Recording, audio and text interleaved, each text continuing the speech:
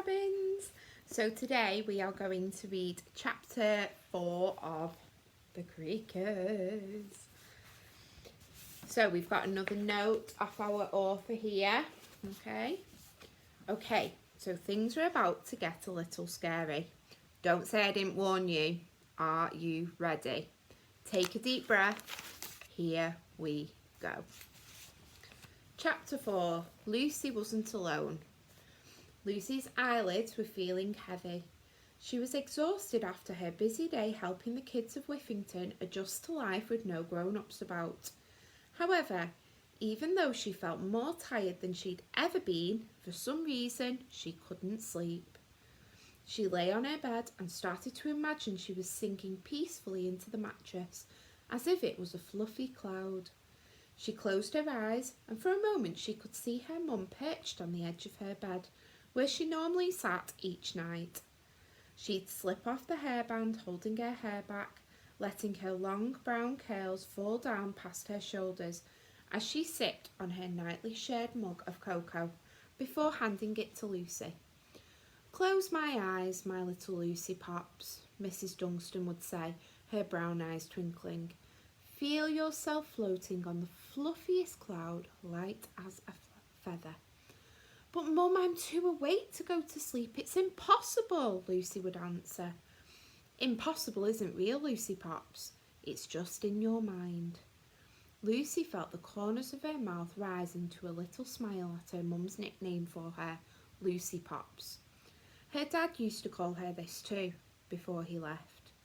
Suddenly, the fluffy cloud she was floating on in her mind dissolved, and she was just lying on her cold mattress in her empty room in her empty house, alone. Impossible certainly felt very real. She quickly closed her eyes again in an attempt to get back on that cosy cloud. She tried to imagine her body sinking into it. It was her favourite thing to imagine, but on the night of the day it all began, Lucy's mind just couldn't imagine things right. Her comfy cloud was not as comfy without her mum there. "Where are you, Mum?" Lucy thought, as she rolled onto her side and looked at the full moon through the gap in the curtains as it watched over Whiffington town. Was her mum out there somewhere? Lucy tried to shake the worry out of her head. She rolled this way and that, then that way and this, but neither way was working, so she just settled on her back, staring up at the ceiling. Her heart sank as the little glow-in-the-dark stars and planets looked back down at her. Her dad had once arranged them into a giant smiley face on the ceiling. Lucy realised that there were reminders of her parents dotted all over her room. Out of the corner of her eye, she could see the certificate presented by her dad on the day she broke the family jelly baby eating record, gulping down 27 jelly babies in 30 seconds, even the green ones. She turned away from the wall, but this put her face to face with the bookcase, which was overflowing with all the stories her mum read with her. The absence of her mum made it very quiet in her house, unusually quiet. So quiet, in fact, that the silence was almost loud. Lucy tried humming a little song to herself, a lullaby, but it didn't help. It just reminded her of her dad. "Time for a song, Lucy Pop," she pictured him saying as he reached into his pocket for his most prized possession, his silver harmonica. "Any requests?" he always asked, but Lucy knew he was teasing because he always played the same song. It was one he'd written himself, and it was called Lucy's Lullaby. He'd played it to her every night until he disappeared. Lucy sighed. She got out of bed and walked over to her wardrobe, but just as she was about to open the door, she heard a tiny noise. It sounded like the creak of her floorboards. Lucy suddenly felt a little chill, a shiver running down her back, like someone was watching her, which you already know was true, but Lucy didn't know that yet. "Hello?" she called. She looked over her shoulder, but there was no one there. "Don't be such a silly sausage, Lucy," she whispered firmly to herself. You're just getting the chills because you're alone. Now pull yourself together. With that, she opened her wardrobe and lifted a wooden panel on the floor, which revealed a secret hiding place.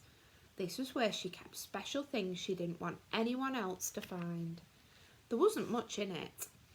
A pretty shell she'd found at the beach once, a smashed up conker that had got her to second place in the Playground Conker Championships, and a framed photograph. She picked it up and stared at it. 3 people smiled up at her from the picture. A young Lucy with her arms wrapped around her mother's neck as she kissed Lucy on the head, and behind them both, cradling the 2 most precious things in his life in his arms, Lucy's dad. Lucy's heart ached every time she looked at this photo at how happy the 3 of them were. She always made an extra effort to study her dad's face, as if she was afraid that somehow she might forget him. She held the photo close so she could see every detail. She saw his eyes, which were a deep twinkling blue, his nose, which was a little bit big, just like hers, his mouth, which looked like it might break into a smile and make the dimple in his cheek appear at any moment. She smiled to herself and hugged the photo to her chest. There was one more thing hidden in Lucy's secret hiding place, folded neatly underneath the other treasures. It was a bright fluorescent green colour, and it was giving off an awful stench of stewed sprouts and fish scales. Lucy pulled out her dad's stinking work coat, the one he had worn when he was driving the big pongy rubbish truck. She kept it hidden in there so her mum wouldn't find it and throw it away like the rest of her dad's stuff. Lucy slid her arms into the sleeves and put on the bright, smelly jacket. It was far too big and engulfed her like a stinky fluorescent duvet. She sat down, her back against the wardrobe, and took a deep breath. The disgusting fumes filled her nostrils with comforting memories of her dad, and she suddenly felt a little bit better. She snuggled into the coat and made herself comfy on the floor, but as she wriggled, something fell out of its pocket and clunked loudly on the floorboards. Something silver and shiny.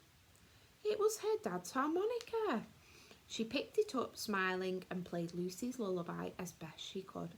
It wasn't as magical as when her dad played it, but it melted away some of her troubles, at least for a moment. When she finished, she held it tight in her hands and stared at the reflection on its shiny surface. She saw her face looking back at her. Then she tilted it slightly and saw the moon through the curtains.